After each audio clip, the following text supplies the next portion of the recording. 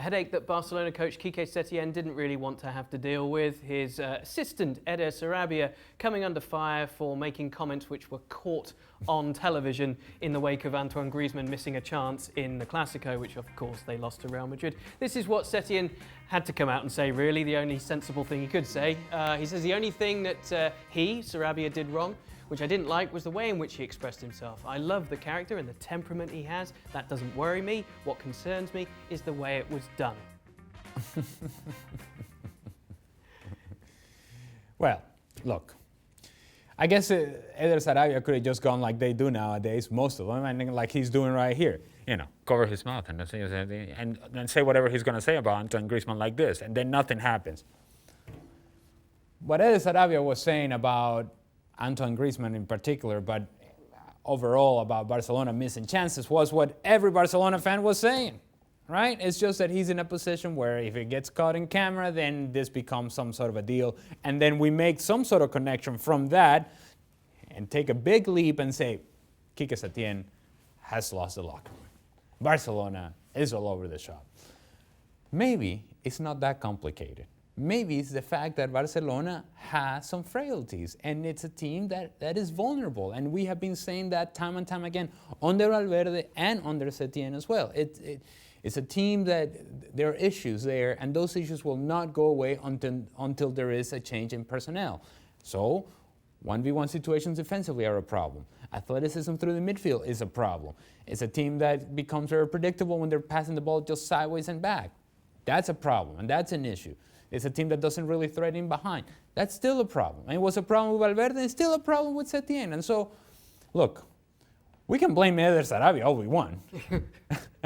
But let's just, for a second, assume that Eder Sarabia is not the most important part to Barcelona. Amen. And the structure of Barcelona. And so he is not at the core of the issues that right now are affecting this team. We've had it in some quarters that effectively maybe there's some pushback from some of the players in Setien changing what was going on under Valverde. Well, clearly they changed the manager because they weren't happy with the issues that were going on under Valverde. So I don't understand how that has any kind of credibility either. Surely, if you are to believe it, this is part of the hazard of changing a manager midway through a season. Correct.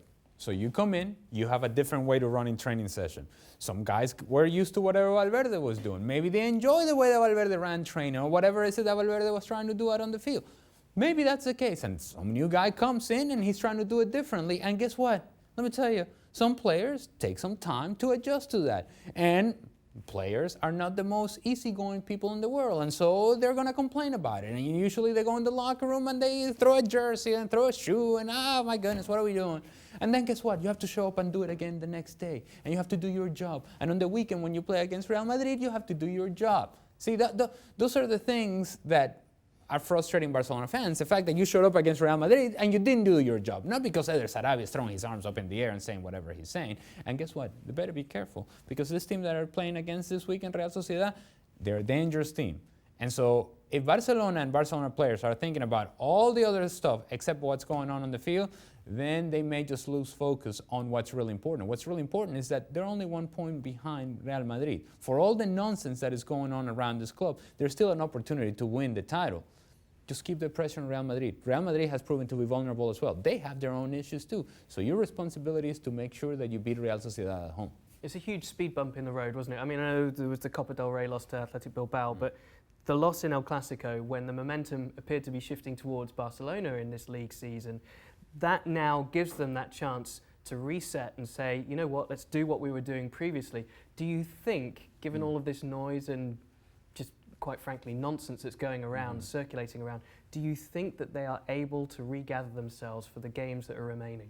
Well, they have no choice but to regather themselves against Real Sociedad. And Real Sociedad will get all of their attention because they're a good enough team to hurt Barcelona. They can, on the day, hurt Barcelona. Offensively, Real Sociedad is a team that that can threaten you. And if you don't take care of the ball, and if you don't put your chances away, Sociedad will be good enough to score goals against Barcelona. And so this is the sort of matchup in which, regardless of all the noise going on around this club, the players must know, and they're very well aware, that this is a dangerous team. So they're going to get the full attention of Barcelona. My concern about Barcelona is whether everybody gets the full attention of Barcelona. At times, it doesn't seem like that's the case. At times, they just kind of cruise through matches. And this team, as currently constituted, is not good enough to just cruise through games. They're going to have to grind some matches. They're going to have to win some games ugly. They're going to have to, in order to maintain that pressure on Real Madrid, find different ways to win games, because it isn't just about, hey, we're just going to pass our way through this. No, they're not good enough to do that. And so Real Sociedad will get their full attention, and if that's the case, Barcelona will win it.